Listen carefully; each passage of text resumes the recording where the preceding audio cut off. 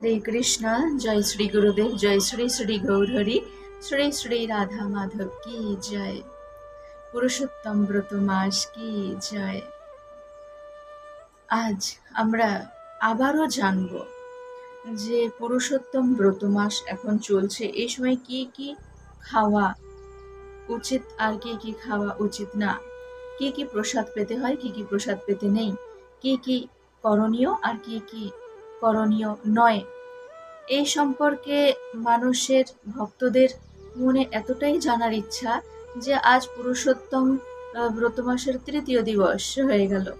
তবুও বারবার সবাই জিজ্ঞাসা করছেন, এটা খেতে আছে কি ওটা খেতে আছে, এটা খেতে নেই কি ওটা খেতে নেই, বিভিন্ন রকম ভাবে। দেখুন, পুরুষোত্তম ব্রত মাস মানেই হচ্ছে সংযমের মাস।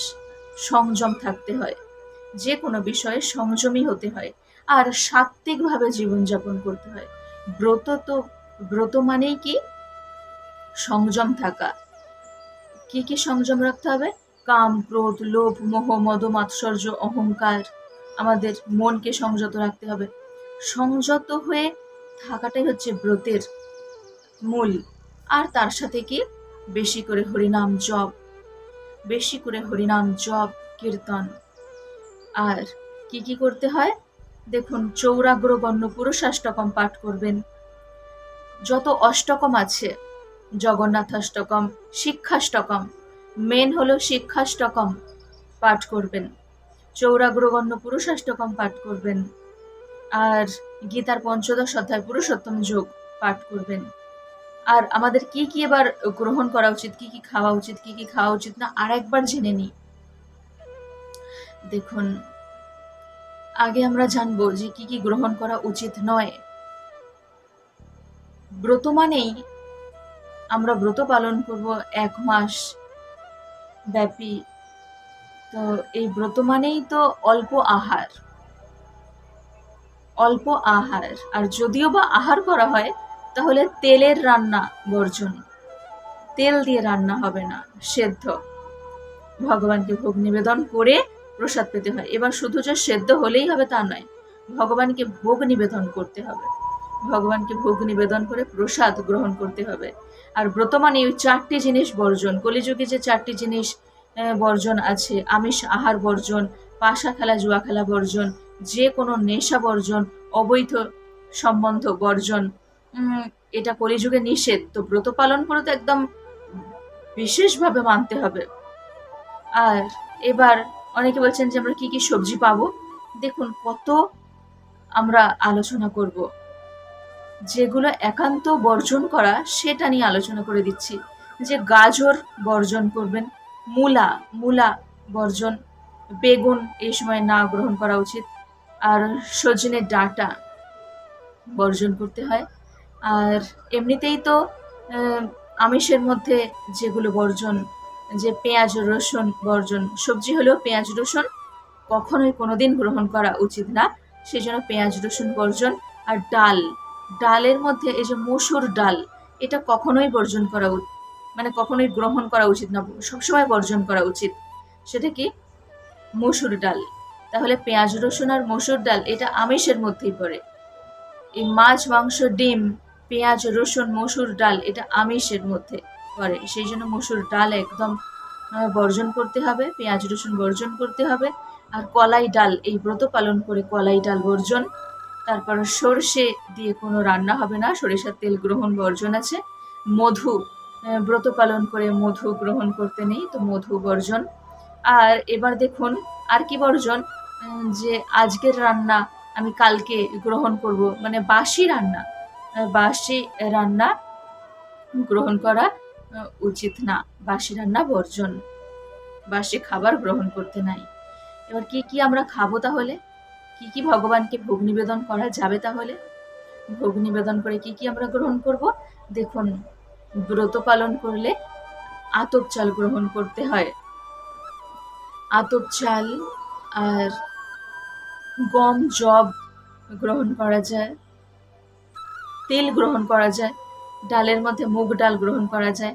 একজন জিজ্ঞাসা করেছিলেন মটর ডাল, মটর ডাল গ্রহণ করা যায় কিনা। হ্যাঁ, মটর ডাল গ্রহণ করা যায়।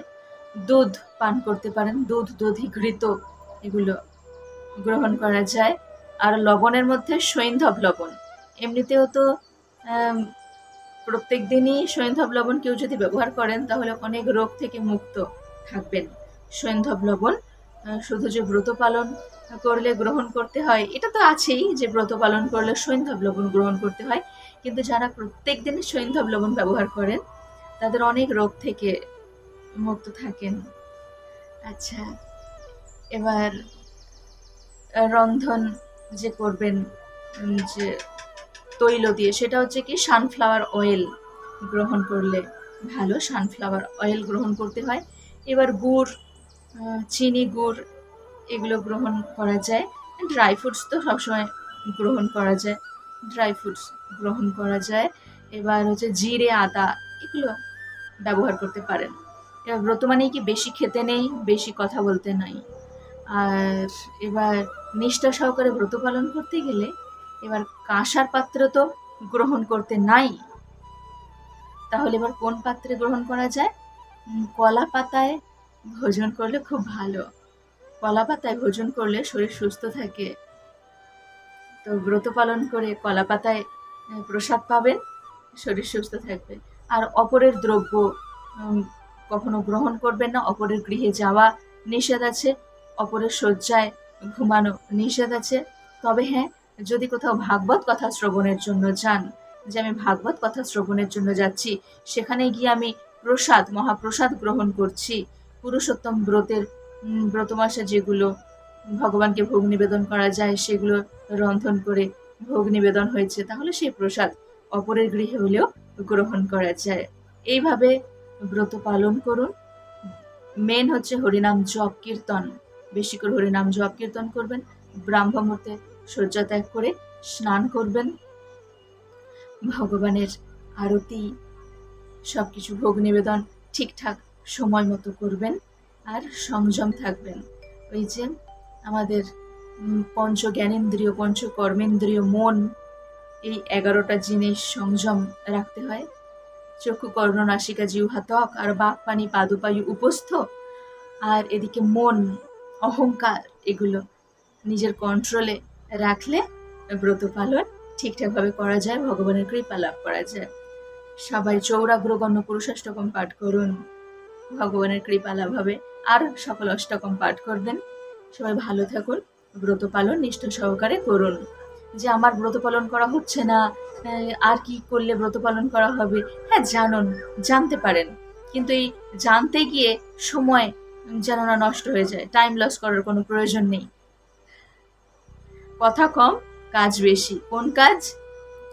জপ কীর্তন, সাধুগুরু বৈষ্ণবের সেবা জন্য যেটা প্রয়োজন সেগুলো করবেন। সবাই বলুন হরে কৃষ্ণ কৃষ্ণ কৃষ্ণ হরে হরে, হরে রাম রাম রাম হরে হরে।